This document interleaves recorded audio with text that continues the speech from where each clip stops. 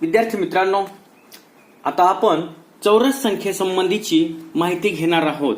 प्रथम आपण चौरस संख्येची व्याख्या लिहूयात. चौरस संख्या म्हणजे काय?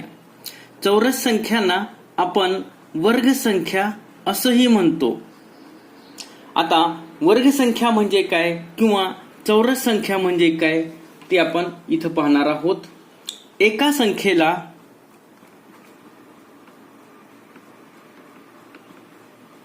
त्याच संख्येने गुणून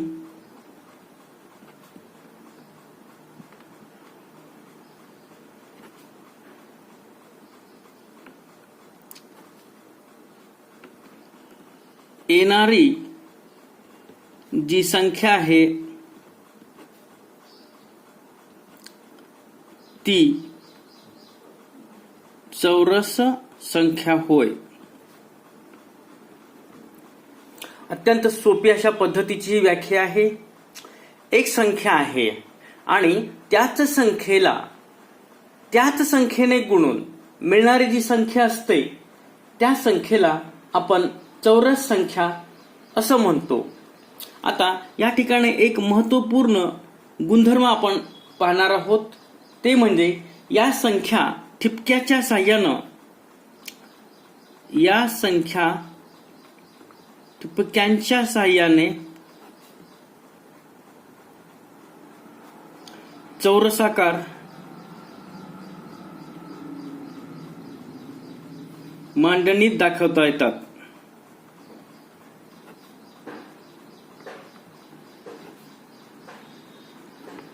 या ज्या संख्या आहेत या संख्या आपल्याला ठिपक्यांच्या साहाय्याने चौरसाकार मांडणीमध्ये दाखवता येतात.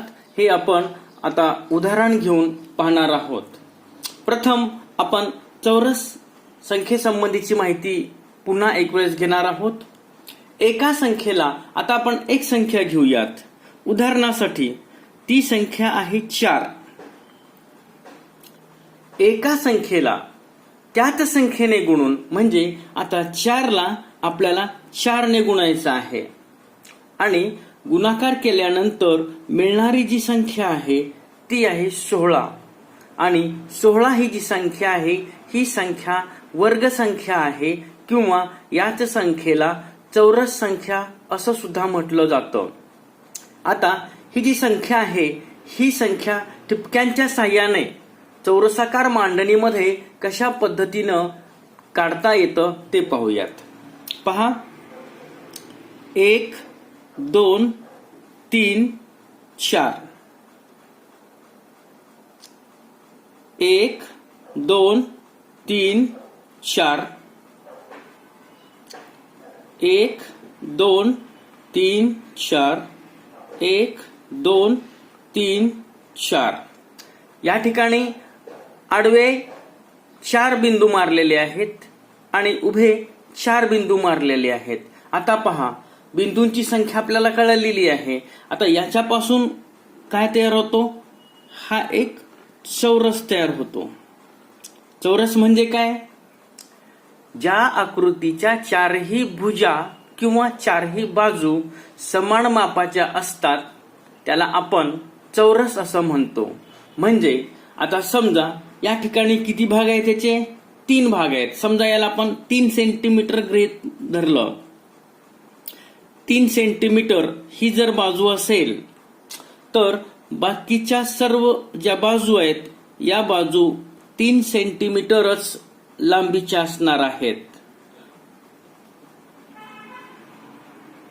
अशा पद्धतीनं हा एक चौरस इथं तयार झालेला आपणास दिसतो आहे. म्हणजे आपल्याला इथं लक्षात आले असेल की या ठिकाणी मारलेले जे बिंदू आहेत हे बिंदू उभे आणि आडव्या रांगेमध्ये तेवढ्याच प्रमाणामध्ये आहेत. आणि आता आपण या पाठावर आधारित विविध प्रकारचे प्रश्न अभ्यासणार आहोत. तर पहिला प्रश्न आहे, 1 ते 30 या संख्यांच्या दरम्यान असणाऱ्या मूळ संख्यांची बेरीज किती? आपल्याला 1 पासून ते 30 पर्यंत असणाऱ्या एकूण मूळ संख्या शोधायच्या आहेत. आता 1 ते 30 या संख्यांच्या दरम्यान असणारी पहिली मूळ संख्या कोणती आहे? 2 आहे. 2च्या नंतर येणारी मूळ संख्या 3 आहे. आपल्याला मूळ संख्या या माहीत असल्याच पाहिजेत.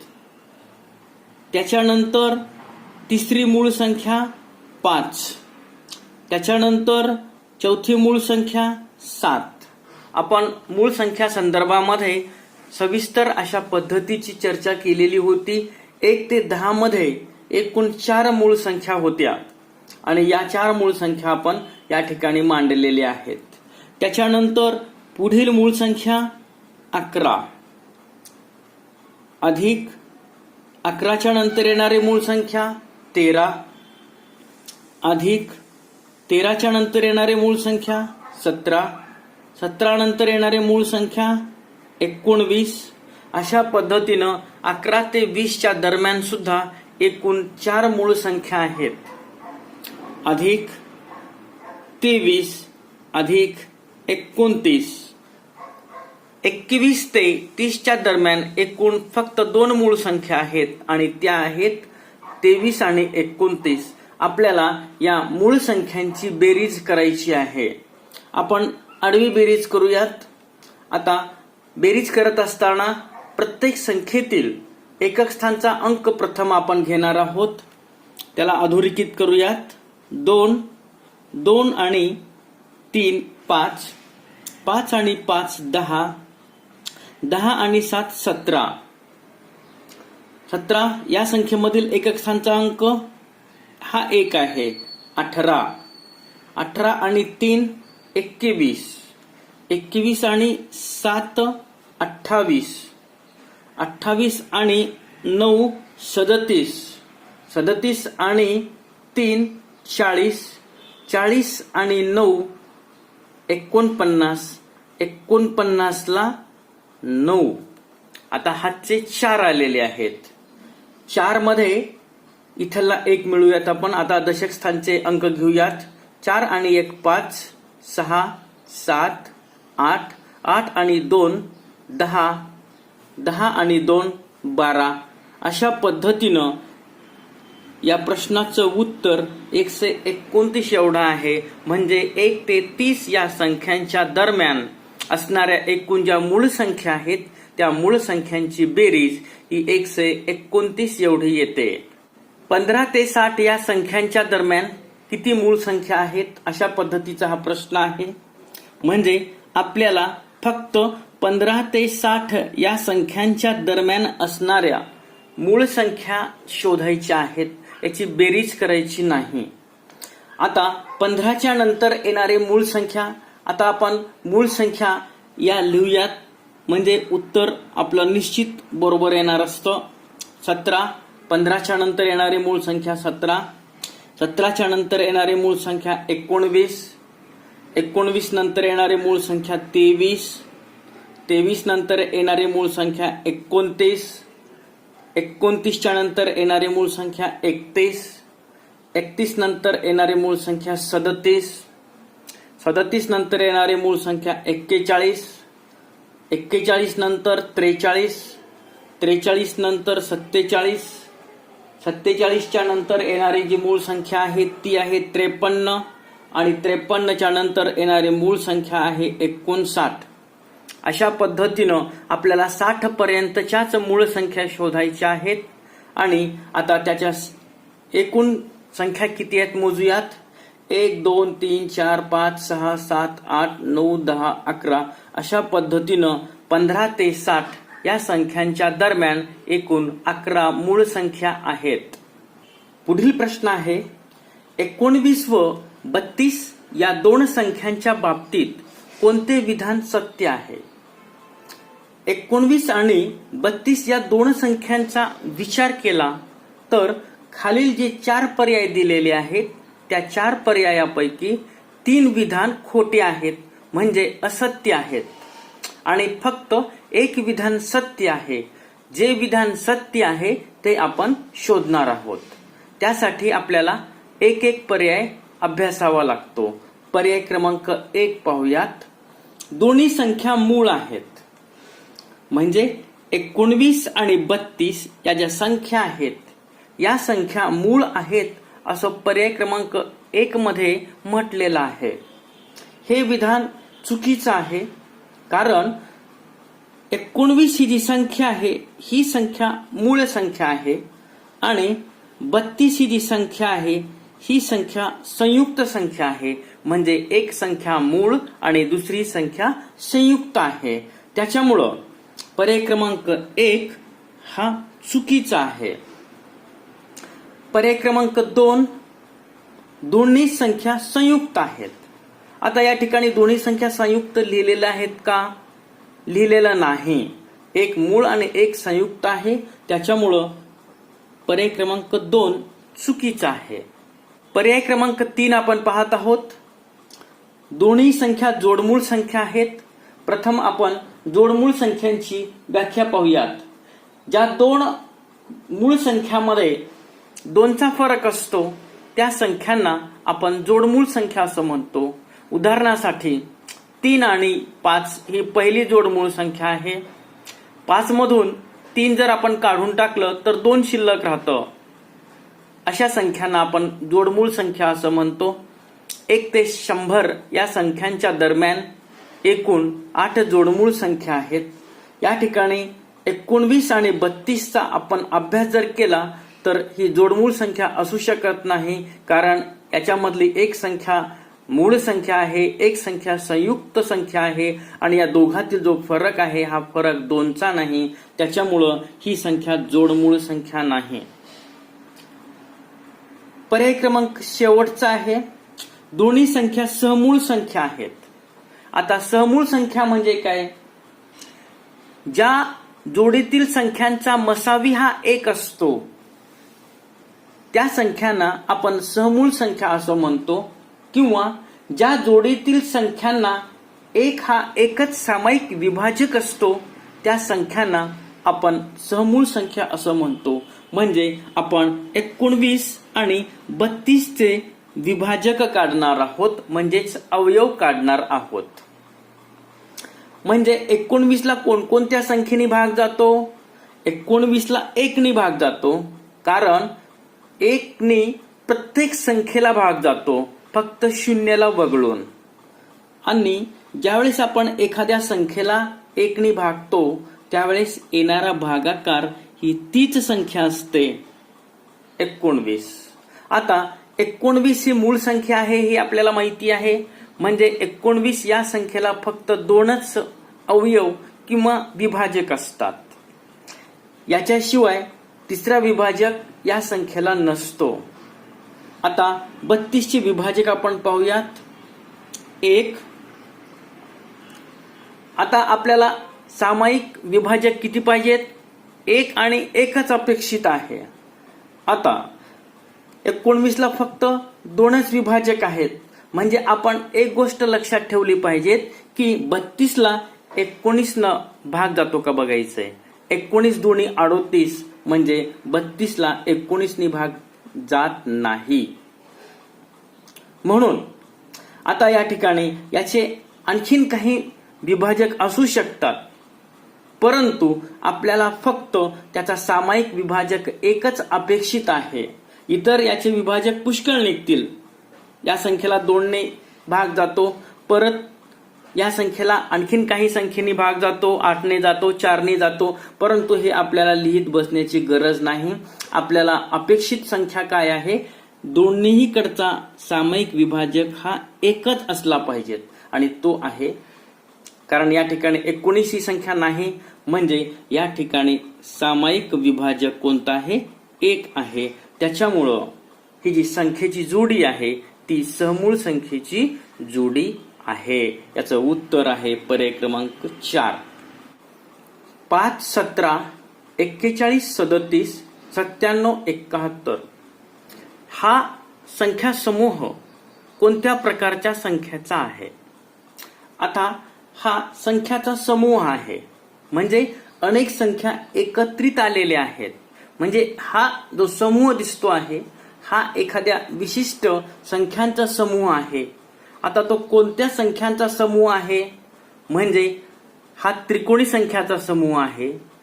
का हा चौरस संख्याचा समूह आहे, का हा संयुक्त संख्याचा समूह आहे, का हा मूळ संख्याचा समूह आहे, हे आपल्याला पाहणं गरजेचं आहे. आता 5 ही जी संख्या आहे, ही संख्या पाहताच क्षणी आपल्याला लक्षात यायला पाहिजे की ही संख्या मूळ आहे. त्याच्यानंतर त्याच्या पुढील संख्या आपण पाहूयात. 17 ही संख्या सुद्धा मूळ संख्या आहे. ज्यावेळेस आपण सराव करत असतो त्यावेळेस सहज पद्धतीनं पाहताच क्षणी आपल्याला या संख्या कोणत्या प्रकारच्या संख्या आहेत हे ओळखता येतं. त्याच्यानंतर 41 ही संख्या सुद्धा संयुक्त संख्या आहे का मूळ संख्या आहे पहा, ही संख्या मूळ संख्या आहे. त्याच्यानंतर 37 ही संख्या मूळ आहे, 97 ही संख्या मूळ आहे आणि 71 ही संख्या मूळ संख्या आहे. म्हणजे हा जो संख्येचा समूह आहे हा समूह मूळ संख्यांचा समूह आहेत. म्हणजे या दिलेल्या सर्वच्या सर्व संख्या मूळ संख्या या गटामध्ये येतात.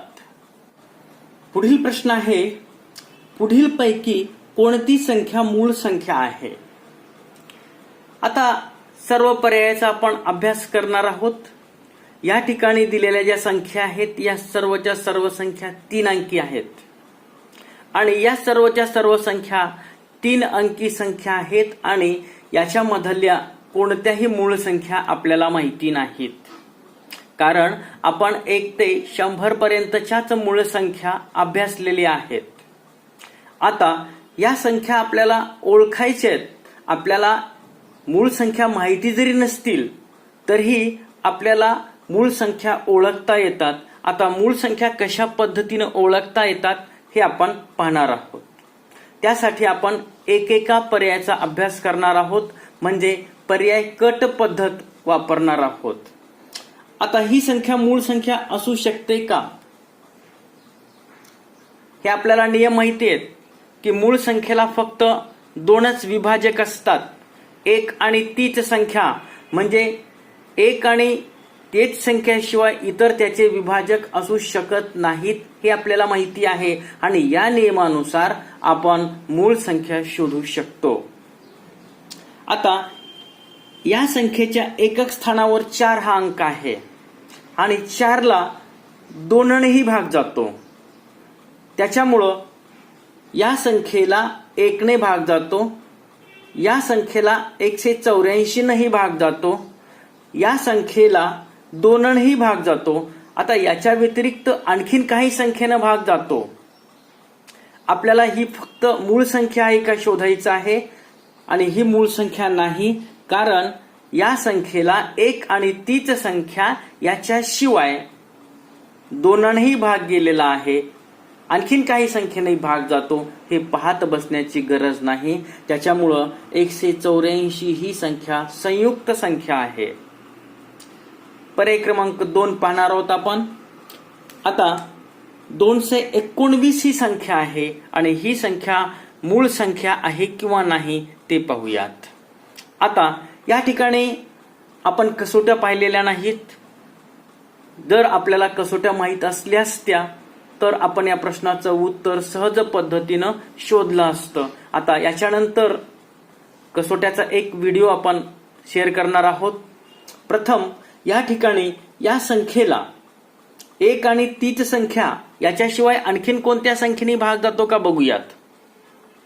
आता या संख्येला 2ने भाग जाणार नाही, कारण या संख्येच्या एकक स्थानावर 0, 2, 4, 6 आणि 8 याच्यापैकी एकही अंक नाही. त्याच्यामुळे ही संख्या सम नाही, म्हणजेच या संख्येला 2ने भाग जाणार नाही.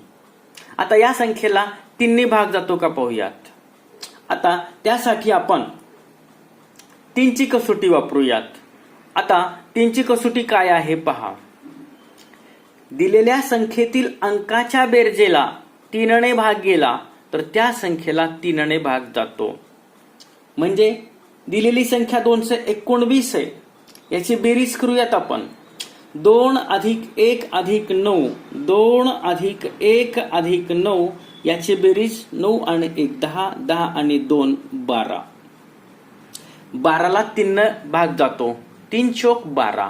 म्हणजे 219 ला पण 3 ने भाग जातो. म्हणजे आता इथं तुम्हाला समजलं की या संख्येला 219 आणि 3 नेही भाग जातो. मूळ संख्येला फक्त 2च विभाजक असतात. इथं मात्र 2 पेक्षा अधिक विभाजक निघाले, त्याच्यामुळं ही संख्या मूळ संख्या नाही. त्याच्यानंतर पर्याय क्रमांक 3 आपण पाहणार आहोत. या संख्येच्या एकक स्थानावर 5 आहे आणि ज्या संख्येच्या एकक स्थानावर 5 किंवा 0 या दोघांपैकी एखादा अंक असतो त्या संख्येला 5 ने भाग जातो. म्हणजे आता तुम्हाला इथं समजलं असेल की 195 ला 1 ने भाग जातो, 195 नेही भाग जातो आणि या संख्येला 5 ने सुद्धा भाग जातो. म्हणजे याला 2 पेक्षा अधिक विभाजक आहेत, त्याच्यामुळं ही संख्या मूळ संख्या नाही. आणि 149 ही संख्या मूळ संख्या आहे, कारण या संख्येला फक्त 1 आणि त्याच संख्येने भाग जातो. आता या ठिकाणी 2 3 भागत बसण्याची आवश्यकता नाही, कारण आपण वरील संख्यांचा अभ्यास करून वरील संख्या या मूळ संख्या नाहीत हे पाहिलेलं आहे. त्याच्यामुळं चौथा पर्याय पाहण्याची गरज नाही. एक्स ही समसंख्या मानल्यास एक्सच्या पुढील समसंख्या कोणती? प्रथम या संख्येला आपण अधोरेखित करणार आहोत. एक्स ही समसंख्या काय म्हटलेलं आहे? एक्सला सम गृहीत धरलेला आहे. तर एक्सच्या पुढील म्हटलेलं आहे. पुढील म्हणजे बेरीज करावी लागेल आपल्याला, समसंख्या काढायची आपल्याला. म्हणजे एक्स ही समसंख्या आहे, म्हणजे समसंख्येनंतर आपल्याला समसंख्या काढायची आहे. समनंतर समसंख्या कधी येते? समनंतर समसंख्या या 2च्या फरकाने येत असतात. आणि समनंतर समसंख्या ज्याप्रमाणे 2च्या फरकाने येतात त्याचप्रमाणे समसंख्येच्या पूर्वीची समसंख्या सुद्धा 2च्या फरकानेच येत असते. अशा पद्धतीनं एक्स ही समसंख्या आपण गृहीत धरलेली आहे, म्हणून एक्स पुढची आहे, त्याच्यामुळं अधिक आपल्याला करायचं आहे. आणि समसंख्या या 2च्या फरकाने वाढतात, त्याच्यामुळं पुढे लिहायचे 2. याचं उत्तर आहे एक्स अधिक 2. एक्स ही समसंख्या मानल्यास एक्सच्या पुढील समसंख्या आहे एक्स अधिक 2. अगदी सोपा अशा पद्धतीचा हा प्रश्न आहे. पुढील पैकी जोडमूळ संख्यांची जोडी कोणती? आपण या प्रश्नामध्ये जोडमूळ संख्येची जोडी शोधणार आहोत. त्यासाठी प्रत्येक पर्यायाचा अभ्यास आपण करूयात. पर्याय क्रमांक 1 पाहूयात. 11 आणि 17. 11 आणि 17 या 2 संख्या आपण घेतलेल्या आहेत. 11 ही जी संख्या आहे ही संख्या मूळ संख्या आहे. त्याच्यानंतर 17 ही संख्या सुद्धा मूळ संख्या आहे. या दोन्ही संख्या मूळ आहेत. आता आपण जोडमूळ संख्या म्हणजे काय हे प्रथम अभ्यासणार आहोत. ज्या 2 मूळ संख्यामध्ये 2चा फरक असतो त्या संख्यांना जोडमूळ संख्या असं म्हणतो. या ठिकाणी 11 आणि 17 या दोन्ही संख्या मूळ जरी असल्या तरीही या दोघांमधील जो फरक आहे हा फरक 2चा नाही. त्याच्यामुळं 11 आणि 17 ही जोडमूळ संख्येची जोडी नाही. त्याच्यानंतर आपण पर्याय क्रमांक 2 घेणार आहोत. पर्याय क्रमांक 2 आहे 59 आणि 61. 59 ही जी संख्या आहे ही संख्या मूळ संख्या आहे. याचा अभ्यास आपल्याला असणं गरजेचं आहे. त्याच्यानंतर 61 ही जी संख्या आहे ही संख्या सुद्धा मूळ संख्या आहेत. म्हणजे या दोन्ही संख्या मूळ संख्या आहेत. आता या दोघांमध्ये जो फरक आहे हा फरक 2चा आहे. पहा, 61 वजा 59 बरोबर 2 म्हणजे पर्याय क्रमांक 2 हे या प्रश्नाचं उत्तर आहे. तरीही स्कॉलरशिपचा अभ्यास करत असताना आपल्याला सर्वच्या सर्व पर्यायाचा अभ्यास करणं गरजेचं आहे. त्याच्यामुळं आपल्याला पर्याय क्रमांक 3 पाहणं गरजेचं आहे. आता पर्याय क्रमांक 3 आपण अभ्यासणार आहोत. 85 आणि 87. 85 ही जी संख्या आहे ही संख्या संयुक्त संख्या आहे आणि ही संख्या सुद्धा संयुक्त संख्या आहे. आता मूळ संख्येचा कुठलाही संबंध या दोन संख्यामध्ये नाही, त्याच्यामुळं पर्याय क्रमांक 3 ही चुकीचा आहे. पर्याय क्रमांक 4 पाहूयात आपण. 31 आणि 33. 31 ही जी संख्या आहे ही संख्या मूळ आहे आणि 33 ही संख्या संयुक्त संख्या आहे, त्याच्यामुळं पर्याय क्रमांक 4 ही चुकीचा आहे. अशा पद्धतीनं या 4 पर्यायापैकी 59 61 ही जी जोडी आहे ही जोडी जोडमूळ संख्येची जोडी आहे. पुढील प्रश्न आहे 28च्या पुढील 42वी समसंख्या कोणती? पहा, अशा प्रकारच्या प्रश्नामध्ये इथं एक पाहिजे. 28 ही जी दिलेली संख्या आहे ही संख्या सम आहे का विषम आहे? ही संख्या सम आहे, इथं लिहा सम. आता आपल्याला कोणती संख्या काढायचंय? समच काढायचंय. हे 42 इथं दिलेले जे अंक असतात किंवा संख्या असतात ते विषम असले तरीही काही फरक होत नाही आणि समसंख्या असतील तरीही काही फरक होत नाही. या ठिकाणी ही संख्या सुद्धा काय काढायची आपल्याला? सम. म्हणजे समसंख्येनंतर आपण समसंख्या काढत आहोत. पहा, समसंख्या या 2-2च्या फरकाने वाढतात हे आपल्याला माहिती आहे. 2, 4, 6, 8, 10 जो फरक आहे या दोघांमधला 2-2चा आहे. 28 ही संख्या समसंख्या आहे म्हणून 28ला 28 लिहिलं आपण. 28च्या पुढील म्हणजे बेरीज, मागची म्हणजे वजा, अधिक 42वी समसंख्येनंतर समसंख्या आपण काढत आहोत. अशा वेळेसच हा नियम वापरायचा आहे. 28 अधिक 42वी संख्या काढायची आहे आणि ती ही सम, त्याच्यामुळं समसंख्या या 2-2च्या फरकाने वाढतात, त्याच्यामुळं 42 गुणिले 2. आता आपण कंसातली क्रिया प्रथम करत असतो. गुणाकार उभा करू शकतो किंवा आडवा, तुम्हाला ज्या पद्धतीनं सोपं वाटलं त्या पद्धतीनं करायचं आहे. आडवा गुणाकार आपल्याला सोपा जातो. 2 आणि 2 एकक स्थानचा हा 2 हा एकक स्थानचा 2 आहे. 2 दुणी 4 आणि 2 चोक 8 अधिक 28. आता आपण याची बेरीज करणार आहोत. 8 आणि 4 12ला 2 हातचा 1, 8 आणि 2 10 हातचा 1 11. अशा पद्धतीनं 28च्या पुढील 42वी समसंख्या किती आहे? 112 ही आहे. 49 नंतर क्रमाने येणारी 59वी विषम संख्या कोणती? प्रथम आपण कोणत्या संख्येनंतर कोणती संख्या काढणार आहोत हे पाहणं गरजेचं आहे. 49 ही संख्या कोणती संख्या आहे? विषम संख्या आहे. विषम संख्येनंतर आपल्याला कोणती संख्या काढायची आहे? विषमच काढायची आहे. हे इथं जे संख्या दिलेल्या असतात या संख्येचा काही संबंध आपण या ठिकाणी गृहीत धरायचं नाही. ठीक आहे, कारण आपल्याला लक्षात ठेवायचं की विषम संख्येच्या नंतर हे इथं अक्षरामध्ये लिहिलेलं विषम याचा संबंध लक्षात ठेवायचा आहे. इथली संख्या सम किंवा विषम कुठलीही असोत त्याचा परिणाम काहीही होत नाही. फक्त आपण इथं लक्षात आलं विषम नंतर विषम काढायचं आहे. ज्यावेळेस समसंख्येनंतर समसंख्या आपण काढली त्यावेळेस जो नियम वापरला तोच नियम आपल्याला विषम संख्येनंतर विषम संख्या काढत असताना वापरायचा आहे.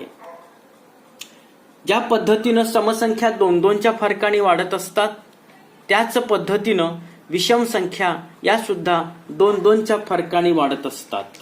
ठीक आहे. आता दिलेली विषम संख्या 49 आहे. आपल्याला पुढील विषम संख्या काढायची आहे, त्याच्यामुळं अधिक. ठीक आहे. 49 अधिक कितवी काढायचंय? 59वी काढायचंय. कंसामध्ये 59 गुणिले 2. गुणिले 2 करण्याचा उद्देश काय आहे? विषम संख्या 2-2च्या फरकाने वाढतात म्हणून गुणिले 2. आता आपण कंसातली क्रिया प्रथम करणार आहोत. जो गुणाकार आपल्याला सोपा वाटतो तो करायचा आहे. आता या ठिकाणी आपण उभा गुणाकार करणार आहोत. आडवाही गुणाकार करता येतो. पहा, 92 18, 18ला 8 हातचा 1, 2 पंचे 10 आणि 1 11. आता काही विद्यार्थ्यांना आडवा गुणाकार जमत नसेल तर उभा करा. 92 18ला 8 हातचा 1, 2 पंचे 10 आणि 1 11. पहा, उत्तरामध्ये काही बदल होत नाही. अधिक जसं चिन्ह आहे जशाच तसं आणि 49ला 49. आता आपण याची बेरीज करणार आहोत. 9 आणि 8 17, 17ला 7 हातचा 1, 4 आणि 1 5 हातचा 1 6 आणि 1 1.